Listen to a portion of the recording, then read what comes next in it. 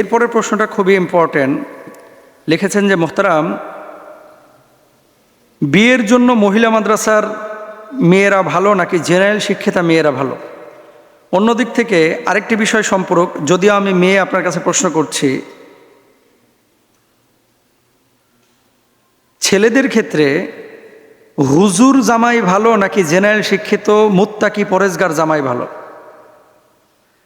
মানে এটা ইম্পর্টেন্ট একটা বিষয়। অনেকে মনে করে যে মহিলা মাদ্রাসায় যারা পড়ে এরা তো জান্নাত থেকে সবাই ডাইরেক্ট দুনিয়ায় চলে এসেছে, পৃথিবীতে এদের চাইতে ভালো মানুষ নাই, এরকম আপনারা অনেকেই মনে করেন। আবার জেনারেল শিক্ষিতা একজন নারী, এদেরকে আমরা মনে করি ও তো মুখ দেখাচ্ছে, ওর তো পর্দা পরিষদের কোনো খবর নাই, ও তো শুধু নামাজ পড়ে, অন্য কাজ করে না। দেখেন, দিন মানা এটা হচ্ছে আপেক্ষিক বিষয়। নবীজি সাল্লাল্লাহু আলাইহি ওয়াসাল্লামকে জিজ্ঞেস করা হয়েছিল, মা মানাত তাকওয়া, আল্লাহ ভীরুতা এটা কি, তাকওয়াটা কি? আল্লাহ হাবিব সাল্লাল্লাহু আলাইহি ওয়াসাল্লাম মুখে জবাব দেন নাই, জবাব দিয়েছেন আঙ্গুল তুলে, ইশারা করেছেন হৃদয়ের দিকে। আর তাকওয়া হা হোনা, তাকওয়ার জায়গা হচ্ছে হৃদয়। এখন আপনি মহিলা মাদ্রাসার মেয়ে বিয়ে করবেন নাকি জেনারেল শিক্ষিতা মেয়ে বিয়ে করবেন?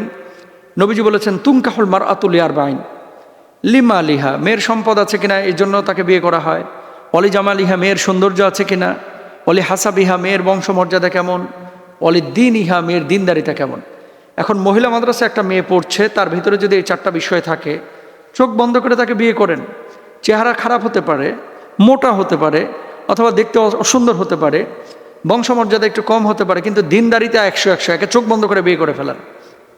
এখন আপনি বলেন, অনেক মেয়েরা আছে না মহিলা মাদ্রাসায় যারা রান্না বান্না পারে না, যারা দিন ঠিক মতো মানে না, যারা ঠিক মতো নামাজ পড়ে না, আল্লাহর বিধিবিধানগুলো ঠিক মতো মানছে না, এরা অন্যান্য আওয়ামদের মতো টিকটক করে বেড়াচ্ছে। এখন তো মাশাআল্লাহ কত জায়গায় দেখা যাচ্ছে হিজাবি গ্রুপ, অমুক গ্রুপ, তমক গ্রুপ, ওই ড্যান্সও করে, ভুংভাঙও করে। এর সবচেয়ে নিকৃষ্ট এগুলা। পর্দা করলে পর্দার মতো পর্দা করো, তোমার গায়রতটা তুমি ঠিক রাখো। একদিকে পর্দা করতেছো, আরেকদিকে বারবার খালি হাত বাইর করে দেখাচ্ছ, আরেকদিকে তোমার আইফোন আছে এই জন্য বারবার সবসময় এইভাবে ডিসপ্লে করতেছো, এরকম অনেকে আছে। এগুলোর ভিতরে গায়রত থাকে না। আপনি টিকটক করতেছেন মহিলা মাদ্রাসার মেয়ে, এটার ভিতরে কোনো গায়রত নাই। তো এই মহিলা মাদ্রাসার মেয়ের চাইতে অনেক ভালো জেনারেল শিক্ষিতা, তাহাজ্জুদ গুজার, 5 ওয়াক্ত নামাজি, দিনদার, মুত্তাকিয়া, পরেজগার, জায়েদা, আবেদা, সলিহা অনেকে আছে। আমি যে কথাটা বলতে চাচ্ছি, সব মহিলা মাদ্রাসার মানে মেয়েরা যেমন ভালো না, সব জেনারেল শিক্ষিত মেয়েরা ভালো না, সব হুজুররাও কিন্তু ভালো না। দিন এটা হচ্ছে হৃদয়ের বিষয়, এটা আপনাকে খুঁজে নিতে হবে, এটা আপনাকে বুঝে নিতে হবে। এখন খুঁজবেন কিভাবে, বুঝবেন কিভাবে? বাজার থেকে যখন মাছ কিনেন, পচা ইলিশ মাছ কিনেননি 1600 টাকা দিয়া? যখন গোশত কিনছেন, পচা গোশত কিনেন? মুরগি কেনার সময় মরা মুরগি কিনেন না। প্রোডাক্ট যখন আপনি কিনছেন 400, 500, 600, 800 টাকা দিয়ে, তখন কিন্তু আপনি বিচার বিশ্লেষণ করেন যে প্রোডাক্টটা ভালো কিনা। আর আপনি আপনার লাইফ পার্টনার বানাবেন একজনকে, এটা আপনি মোটেও দেখভাল করলেন না, আপনি চিন্তা করলেন না যে এর ভিতরে দিন আছে কিনা, এর ভিতরে রেসপন্সিবিলিটি, দায়িত্ববোধ, রেসপেক্ট, এই বিষয়গুলো তার ভিতরে আছে কিনা।